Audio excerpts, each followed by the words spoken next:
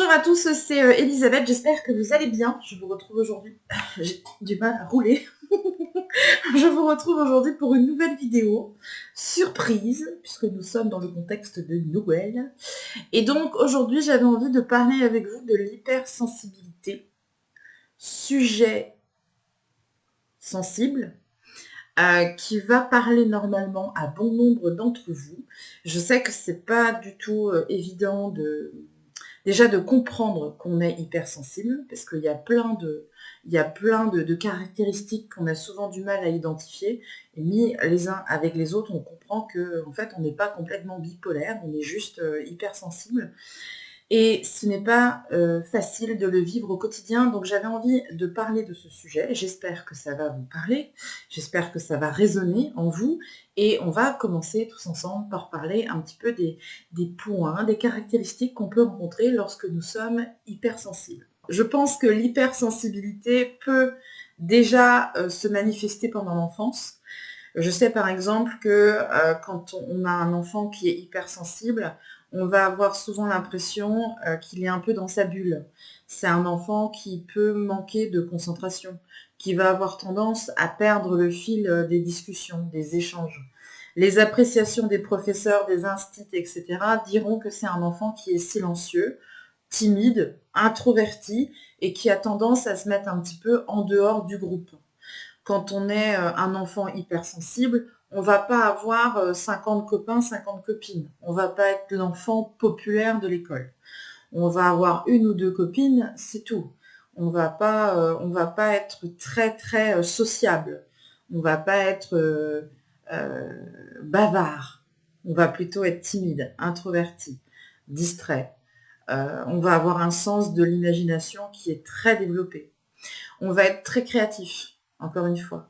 Donc ce sont souvent des enfants qui ont une passion pour l'écriture, pour le dessin, pour la musique aussi, pourquoi pas. Cet enfant aura aussi la sensation d'être très très vite submergé ou en tout cas agressé par le monde extérieur. C'est-à-dire que se retrouver dans une foule, dans un rassemblement ou être dans un groupe, c'est quelque chose qui peut être assez anxiogène pour lui. Donc il ne va pas être forcément super à l'aise. Vous savez, les petits spectacles de fin d'année, les pièces de théâtre, quand on a justement le regard des autres sur soi, on va être très très vite mal à l'aise, mal dans son corps, mal dans la foule, du mal aussi avec les regards. Tout ça, c'est pas forcément très agréable pour un enfant hypersensible. L'enfant hypersensible peut aussi être très vite affecté par les énergies des autres enfants. Donc, s'il est en contact avec un enfant qui a tendance à être hyperactif, très turbulent, l'enfant hypersensible, lui, va vouloir se mettre un petit peu en sécurité et il va être très très vite épuisé. Il va se décharger de sa propre énergie parce que cet enfant va lui puiser carrément toute son énergie vitale. Donc, il va être très très vite fatigué. C'est pareil si vous envoyez un enfant hypersensible à un anniversaire, par exemple, chez des petits copains, des petites copines, quand vous allez le récupérer, il va être complètement vanné. Il va être complètement lessivé. Parce que toutes les énergies de ces enfants vont avoir un impact sur ses propres énergies. L'enfant hypersensible peut littéralement péter un plomb avec les bruits répétitifs. Tous les bruits répétitifs ou les bruits très très forts. Et ça, bien sûr, tous ces points-là vont aussi être traînés sur l'âge adulte. Moi, si vous voulez me faire péter un plomb, c'est assez facile. Vous faites un bruit répétitif à côté de moi. Et tout de suite, je vais être obligée de vous dire d'arrêter. Quand on est en séminaire, quand on est en atelier, ou des choses comme ça, si quelqu'un commence à tapoter comme ça sur la table ou la tasse de café. Vous savez, la tasse de café avec la cuillère qui continue de tourner à l'intérieur. Alors ça, je vous rassure, je pète un plomb direct, je ne supporte pas les bruits de parasites. Pendant longtemps, mon mari, il a un tic, il a tendance à faire trembler sa jambe comme ça. Il est tout le temps en train de piaffer là sur son pied et ça fait un tremblement à côté de moi et ça m'insupporte. Je ne supporte pas ça et je vais aussi avoir beaucoup de mal avec les bouteilles d'eau. La bouteille d'eau qui craque. Alors si ça craque une seule fois, ça va, hein, ça passe, hein, je vais pas dévisser tout de suite. Mais je sais que si quelqu'un est à côté de moi et continue à jouer avec cette bouteille d'eau, je suis obligée de l'enlever. Je supporte pas. Je supporte pas ça. Donc tous ces petits éléments-là vont bien sûr continuer et perdurer à l'âge adulte, parce que quand on est hypersensible, je pense que c'est un petit peu pour toute la vie. Je vais tout simplement reprendre ma petite liste parce que j'ai peur d'oublier des trucs. Donc la lumière vive, j'en ai parlé. Les bruits forts et répétitifs, j'en ai parlé aussi. Ressentir la douleur physique des autres. Ah bah oui, parce que là forcément quand on est hyper sensible, on a l'impression qu'on est branché sur différentes fréquences énergétiques et du coup on prend tout. Alors dès qu'on croise quelqu'un qui est triste, boum, ça va avoir tendance à faire baisser nos énergies. Si on rend, je sais pas, visite à quelqu'un qui a subi un deuil, ben on a envie de pleurer avec elle. Si elle pleure, on pleure aussi. Si les gens rient, on rit aussi. On est impacté en permanence par toutes ces énergies comme ça qui se bousculent en nous et qui se télescopent. Donc du coup, ça va pas, ça va mieux, ça va pas, ça va encore, ça va plus. Quand on est dans une situation d'inconfort ou quand on est avec des personnes qui nous mettent un petit peu mal à l'aise, dans les entretiens d'embauche, quand on va avoir les yeux des autres sur nous, on va avoir cette sensation-là très très vite. Ou mal à l'estomac. Les enfants hypersensibles ne vont pas dire qu'ils sont stressés, ils vont dire j'ai mal au ventre. Et nous aussi on est pareil. Quand on a un rendez-vous important, on n'est pas bien, on a quelque chose qui nous gêne au niveau de l'estomac, on a envie de faire pipi tout le temps. C'est le stress qui se matérialise de cette manière-là. Tout ça, c'est tout à fait normal. Ce sont tous les petits symptômes qu'on peut rencontrer au niveau physique. On peut avoir aussi des douleurs, parfois des tensions même musculaires, ou des tensions même au niveau de la mâchoire, les gens qui grincent des dents, ce genre de choses. C'est une manifestation qui est tout à fait logique quand on a toutes ces énergies, tous ces ressentis qui sont démultipliés. L'hypersensibilité, c'est tout fois 1000, de toute façon. Donc ça peut provoquer plein de douleurs, ça peut provoquer des tensions que parfois même on n'identifie pas comme étant liées à une hypersensibilité. Mais si vous êtes dans une situation de stress ou dans une réunion ou un repas de famille même, pourquoi pas, quelque chose qui est vraiment pas forcément très agréable et que vous êtes obligé de vous contenir, bah forcément ça va se traduire sur des douleurs musculaires, des tendinites, ce genre de choses, c'est tout à fait normal. Le sommeil est aussi très compliqué, très perturbé chez les hypersensibles, puisqu'on va avoir des phases de sommeil qui sont vraiment un petit peu complètement illogiques. On va avoir du mal à atteindre le sommeil profond, donc la récupération est souvent difficile. On est souvent réveillé la nuit, on dort comme ça en fractionné, ce qui fait qu'au réveil, la machine est assez difficile à mettre en route. Hein. On va pas être opérationnel tout de suite. Il nous faut du temps. On a un réveil comme ça qui est beaucoup plus lent. Donc souvent, on ne sera pas forcément très efficace le matin, mais on sera plus efficace en fin de journée, quand la lumière justement du jour est en train de baisser, où là, on va se sentir beaucoup plus à l'aise. Quand on parle aussi de symptômes physiques, on peut avoir carrément des palpitations ou des sensations d'écrasement au niveau de la poitrine. On peut avoir l'impression de manquer d'air, de pouvoir vraiment avoir une espèce d'oppression thoracique quand on est dans une situation qui nous fait vraiment mal au cœur, pour le coup. On peut vraiment avoir la sensation d'avoir ce cœur qui nous fait mal. C'est une douleur qui devient physique. C'est fou, hein? C'est d'une émotion et d'une hypersensibilité, on arrive à avoir des symptômes qui sont physiques. C'est tout à fait logique quand on étudie un petit peu la médecine chinoise et le lien justement qu'il peut y avoir entre le corps et l'esprit. On va être complètement bouleversé lorsqu'on regarde un film à la télévision qui est, je dirais, soit un film sentimental ou soit une scène de violence. Ça va tout de suite avoir un impact sur nous. On peut même rester complètement traumatisé suite à une scène de violence. Donc quand on est hypersensible, on va faire très attention à ce qu'on regarde à la télévision. Moi, je sais que je suis très film mélo-romantico-dramatique, voilà, parce que j'aime bien ça, ça me fait du bien, j'aime bien regarder ça, même si je pleure. Voilà, je sais, je suis pas logique, mais j'ai jamais prétendu que j'étais logique. J'ai des films comme ça que j'aime regarder, et je peux regarder ça même, je vais pas dire en boucle, mais je regarde beaucoup de films comme ça où je suis émue, touchée, parce que ça me parle en fait. J'arrive à capter des fois, c'est terrible, hein, j'arrive à capter des émotions et des sensations en regardant un film comme ça. Donc il faut bien choisir ce qu'on regarde. Les hypersensibles auront plein de petites manies, des petits plaisirs, un petit peu comme dans Amélie Poulain. Je ne sais pas si vous vous souvenez de ce film, mais dans Amélie Poulain, elle décrit au début du film tous les petits plaisirs qu'on peut avoir dans la vie. Mais c'est des petits plaisirs simples, hein. C'est-à-dire, par exemple, le bruit des pas dans la neige, l'odeur du feu de bois, glisser sa main dans un sac de grains, par exemple. Il y a plein de petites choses comme ça qui sont des petits plaisirs complètement anodins, mais vous aimez bien faire ça. Moi, j'aime bien craquer les bulles dans les papiers bulles.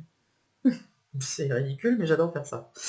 Je sais pas pourquoi. On a aussi plein de tics.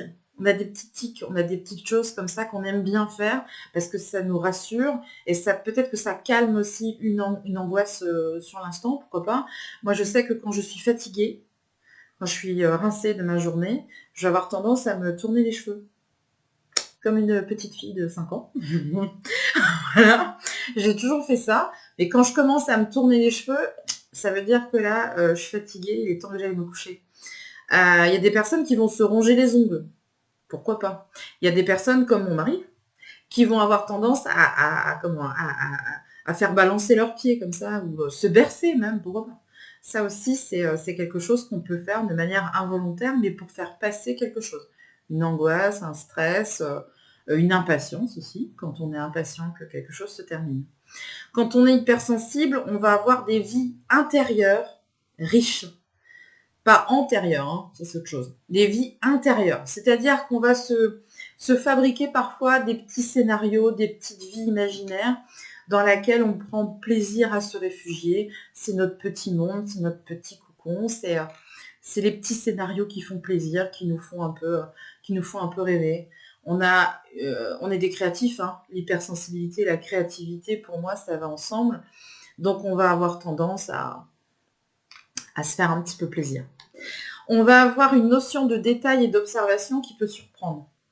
C'est-à-dire que vous regardez un film, par exemple, il y a une scène d'action, et puis tout le monde va être focus, concentré sur cette scène d'action, et vous allez remarquer que le papier peint est jaune.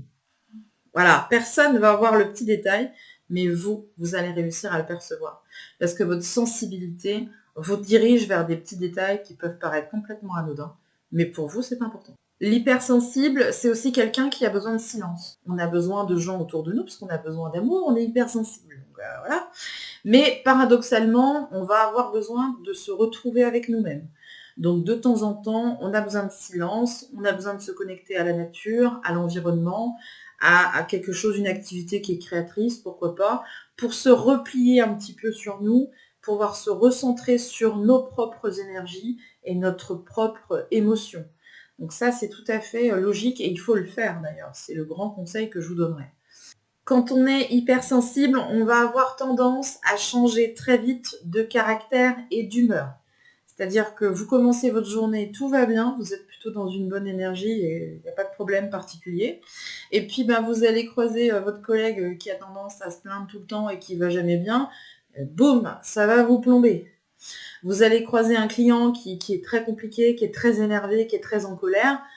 Ça va vous mettre en colère. Donc c'est vrai que c'est très très compliqué de comprendre ce changement d'humeur. Très souvent, l'entourage ne comprend pas. Il faut parfois prendre sur nous de manière excessive pour pas complètement péter un plomb dans une journée. Nos émotions sont exacerbées. C'est-à-dire qu'on est excessif dans toutes nos envies, dans toutes nos passions, dans toutes nos émotions. Tout, pour nous, prend des dimensions incroyables. C'est-à-dire qu'on n'est pas juste content, on est euphorique. On n'a pas de coup de cœur, non. On est amoureux, on est fou d'amour tout de suite. Du coup, on va avoir besoin qu'on nous dise très très vite qu'on nous aime. On a besoin d'amour, tout le temps. Et on a besoin de preuves d'amour. On veut être sûr que les personnes qui nous entourent soient les bonnes personnes, qu'ils nous aiment autant. Et on crée de ce fait des déséquilibres dans nos relations. Parce que je pense qu'une personne qui va dire, qui est à peu près normale, si normalité il y a, elle va tomber sur une hypersensible, elle va être dans la démonstration d'amour, elle va l'envahir d'amour, elle va même l'étouffer d'amour. Et si cette personne-là ne comprend pas tout ça, elle va flipper, elle va se dire mais c'est pas possible, je comprends pas, je comprends pas pourquoi elle réagit comme ça. Donc du coup, on va avoir tendance à fragiliser nos relations. Quand on est hypersensible, je pense que quand on envoie un message à quelqu'un qu'on aime, on voudrait qu'il nous réponde tout de suite. Ou on voudrait qu'il nous donne autant d'attention, d'amour, de présence, d'affection, de tendresse. Et je pense que ça peut nuire à une relation si la personne qui est en face ne comprend pas que vous êtes hypersensible. Un hypersensible n'est pas contrarié, il est effondré. Il faut comprendre ça. Hein. Je pense que les personnes qui découvrent un peu le principe de l'hypersensibilité vont être très étonnées, mais c'est ça. Moi, je suis pas contente, je suis toujours, je suis dans l'excès de tout. Si je suis, j'ai pas un coup de cœur, moi je suis folle amoureuse. J'ai pas envie de faire un tout petit peu plaisir, non, j'ai envie de combler les gens de joie, de les étouffer de plaisir. Et c'est vrai que quand on est dans cet excès comme ça permanent, c'est pas évident, pour l'entourage, je pense que c'est vraiment pas évident de le comprendre et de le vivre. Donc il faut apprendre à tempérer nos réactions, nos actions, nos émotions. Et tout ça, ça se travaille. Avec tout ça, vous allez vous dire, mais mon Dieu, mais comment on fait pour vivre une vie à peu près normale quand on arrive à avoir tout ça, à ressentir autant de choses, autant de personnes, autant d'émotions, tout en même temps, en permanence? Est-ce qu'on peut vivre normalement? La réponse est oui, mais le premier conseil que je vous donnerais pour parvenir à déjà avoir une certaine forme d'équilibre au quotidien, c'est déjà de prévenir les personnes avec qui vous vivez quotidiennement que vous êtes comme ça. Il faut expliquer aux gens, voilà, moi je suis hypersensible, donc je vais tout ressentir fois 1000.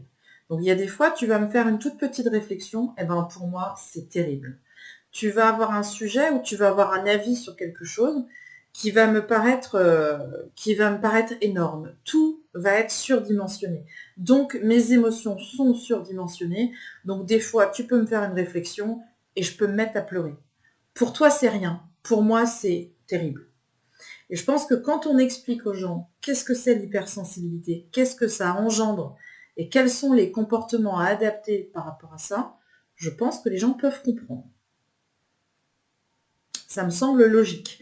Donc si vous expliquez aux gens, ils prennent conscience et du coup, ils vont accorder leurs actions, leurs réactions par rapport à vous. Je pense que c'est une question de respect mutuel. On apprend à se connaître, on apprend à savoir comment réagir avec l'autre. Et bien, ça fait partie aussi de ça. Si vous tombez sur des gens intelligents, ils essaieront de vous comprendre et ils ajusteront justement leur discours, leurs actions, leurs réactions par rapport à vous.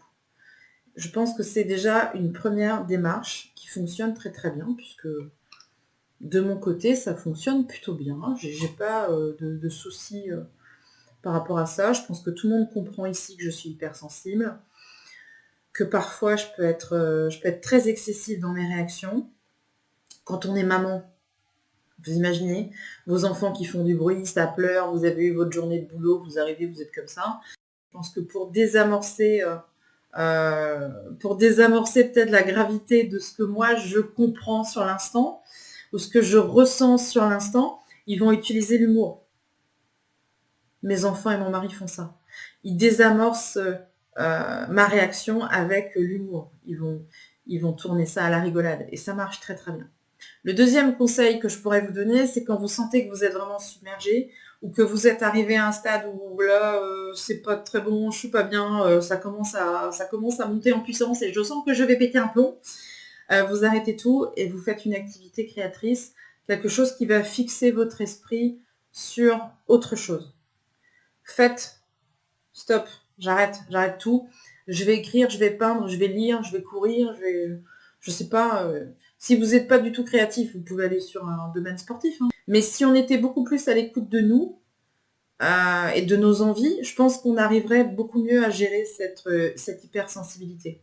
Si vous travaillez dans un milieu, par exemple, qui est très fréquenté, où il y a beaucoup de monde autour de vous, beaucoup d'énergie, beaucoup de bruit, beaucoup d'agitation, Je pense que quand vous partez du boulot le soir, c'est quand même pas mal d'essayer de faire autre chose de complètement différent.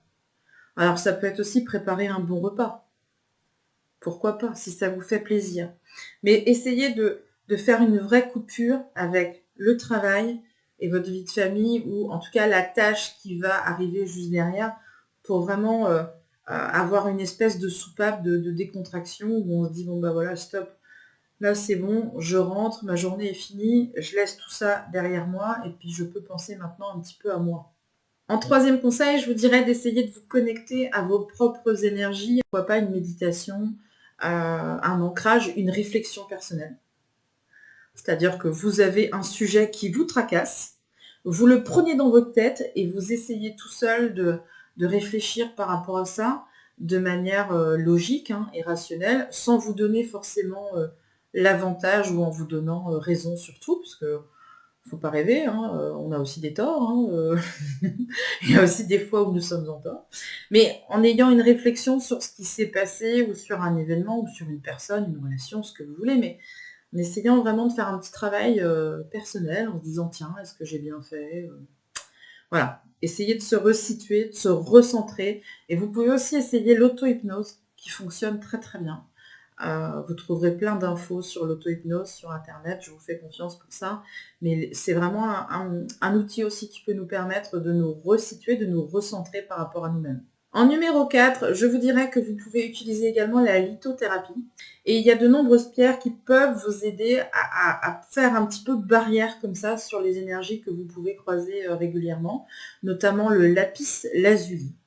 C'est une pierre qui vous aide à prendre de la distance comme ça et vous aide à avoir du discernement aussi dans les relations, dans la communication, dans la manière de parler, dans la manière de communiquer. Donc c'est une très bonne pierre. Après, bien sûr, il y en a plein d'autres. Moi, je sais que le lapis lazuli, c'est la pierre qui fonctionne le mieux sur moi, mais après, on est tous différents. Donc souvent, il faut se laisser guider pour trouver la pierre qui correspondra le mieux à notre personnalité et à nos émotions. Et enfin, le dernier conseil que je pourrais vous donner quand vous êtes hypersensible, c'est de fuir toutes les relations qui peuvent être toxiques, toutes les situations qui vous mettent dans l'inconfort. Si vous êtes en face de personnes qui ne comprennent pas votre sensibilité, qui n'ont pas du tout d'ailleurs envie de la comprendre et qui s'en contrefichent, fuyez ces personnes-là parce que ce sont des personnes qui vont complètement plomber vos énergies. Fuyez aussi les situations de stress, les situations d'inconfort. Si vous avez un problème avec votre patron, essayez de changer de boulot. Restez pas dans un milieu qui peut être toxique et qui peut être nocif par rapport à vous. Si vous êtes dans une situation aussi en couple, par exemple, quand on est hypersensible, on a tellement besoin d'amour que parfois on peut accepter des choses alors qu'on sait très bien qu'on ne devrait pas accepter ça. J'ai publié il y a quelques jours un petit dicton qui disait « trop entière pour être aimée à moitié ». Mais c'est exactement ça. N'essayez pas de vous soustraire à quelqu'un en vous disant bah oui, bon bah voilà, la relation elle est pas terrible. 9 fois sur 10, il prend pas en compte mes messages, mais il me donne un peu d'amour, alors du coup j'accepte. Non, faut pas faire ça. Faut pas faire ça. Il faut choisir des personnes qui vous comprennent et qui sont capables de vous donner aussi de l'amour. Si vous êtes mal accompagné, vous serez incomplet. Donc c'est très important d'essayer de faire ce bilan-là et de vous entourer de personnes qui sont bienveillantes et qui peuvent comprendre justement quelles sont vos faiblesses sans les utiliser contre vous. Voilà ce que je voulais vous dire concernant l'hypersensibilité. J'espère vraiment que cette vidéo pourra vous aider à identifier certaines choses, certaines réactions, certaines choses, certaines manières de prendre les choses. Je pense que cette vidéo peut aussi être partagée. Si vous voulez expliquer l'hypersensibilité à quelqu'un, vous pouvez lui envoyer la vidéo et lui faire comprendre que vous êtes comme ça. Donc il faut réussir à accorder l'énergie des uns et des autres et les réactions des uns avec les autres pour qu'on puisse tout simplement vivre mieux ensemble. Je vous remercie encore une fois de me regarder. Je vous remercie bien évidemment pour tous les messages que j'ai reçus ces derniers jours et je vous dis à très bientôt pour d'autres surprises. Salut!